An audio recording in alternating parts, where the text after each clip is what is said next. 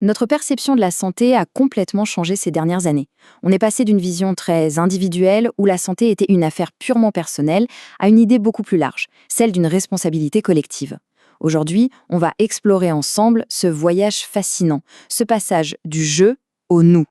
Alors, pour bien comprendre cette transformation, on va commencer par la base. Qu'est-ce que la santé, au juste? Ensuite, on élargira le champ à la santé publique, en comparant l'approche traditionnelle et la vision moderne. Et pour finir, on verra comment ces grands principes s'appliquent très concrètement au cœur de nos communautés. C'est parti? Allez, on attaque par le commencement. Une question qui a l'air toute simple, mais dont la réponse, vous allez le voir, a énormément évolué avec le temps. Franchement, quand on entend le mot santé, qu'est-ce qui vient à l'esprit en premier? C'est une question simple en apparence, mais la réponse est loin d'être évidente. Pendant très très longtemps, la réponse qu'on donnait, c'était celle-ci. Une vision assez binaire en fait, soit on est malade, soit on ne l'est pas. C'est simple, c'est direct, facile à comprendre, mais est-ce que ça reflète vraiment la complexité de ce que c'est être en bonne santé? C'est la question que beaucoup ont fini par se poser. Est-ce que ne pas être malade, ça suffit pour dire qu'on est en bonne santé? On s'est vite rendu compte que cette définition laissait de côté des aspects essentiels de notre bien-être. Et c'est là qu'arrive l'Organisation mondiale de la santé, l'OMS, avec une définition qui va tout changer. Regardez bien les mots-clés. Complet bien-être. Et ce bien-être, il est à la fois physique, mental et social. D'un coup, la santé n'est plus juste une absence de problème, mais bien la présence de quelque chose de positif.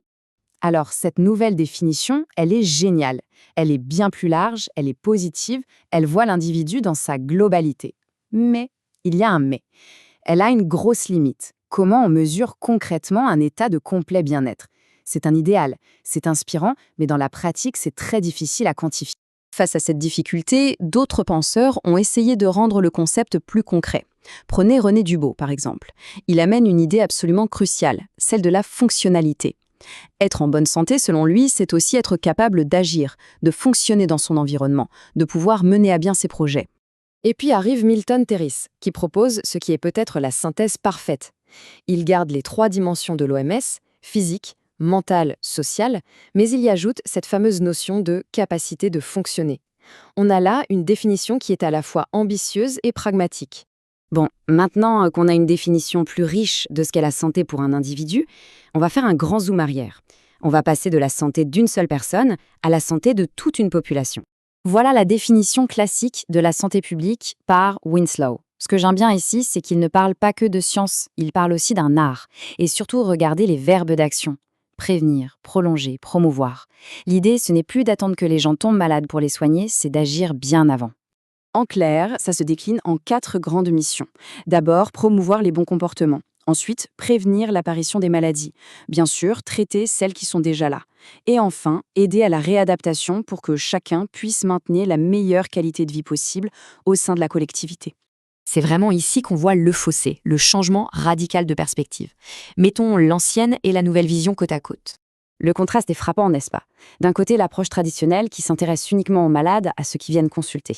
Et de l'autre, la santé publique, qui s'adresse à tout le monde, les malades et les bien portants. Elle ne se contente pas de soigner, elle pense aussi à la réinsertion, à la gestion des ressources. Mais le changement le plus énorme, c'est la responsabilité.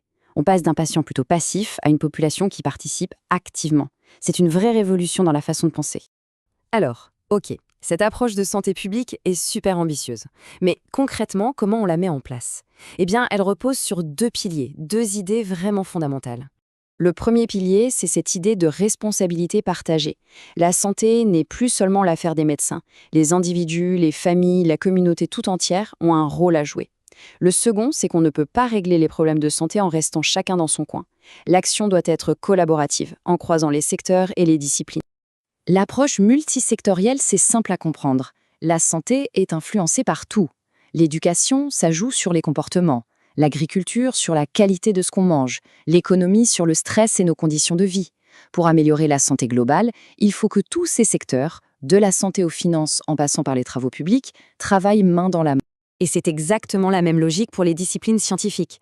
Pour comprendre un problème de santé, un seul expert ne suffit pas. C'est un peu comme un puzzle géant. Il faut l'épidémiologiste, bien sûr, mais aussi le sociologue pour comprendre les comportements, le statisticien pour analyser les chiffres, l'économiste pour évaluer les coûts. Bref, un vrai travail d'équipe intellectuelle. Pour terminer, redescendons sur le terrain. Voyons comment tous ces grands principes se traduisent concrètement au plus près des gens. La santé communautaire, en fait, c'est la santé publique qui se vit au quotidien au niveau local. Et son ADN, son mot-clé absolu, c'est la participation.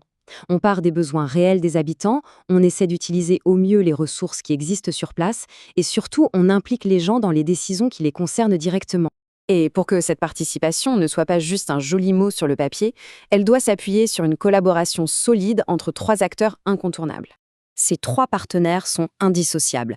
Imaginez un tabouret à 3 pieds. Si l'un manque, tout s'écroule. Il faut les professionnels de santé, avec leur expertise technique, le pouvoir local qui donne le cadre et les moyens, et bien sûr, les groupes de population, les habitants eux-mêmes, parce que ce sont eux les premiers experts de leur propre santé. Tout ce parcours nous ramène finalement à cette grande question.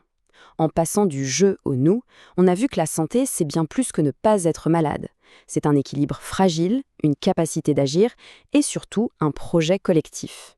Alors la prochaine fois qu'on pense à la santé, la question à se poser n'est peut-être pas seulement comment je vais, mais plutôt comment nous allons.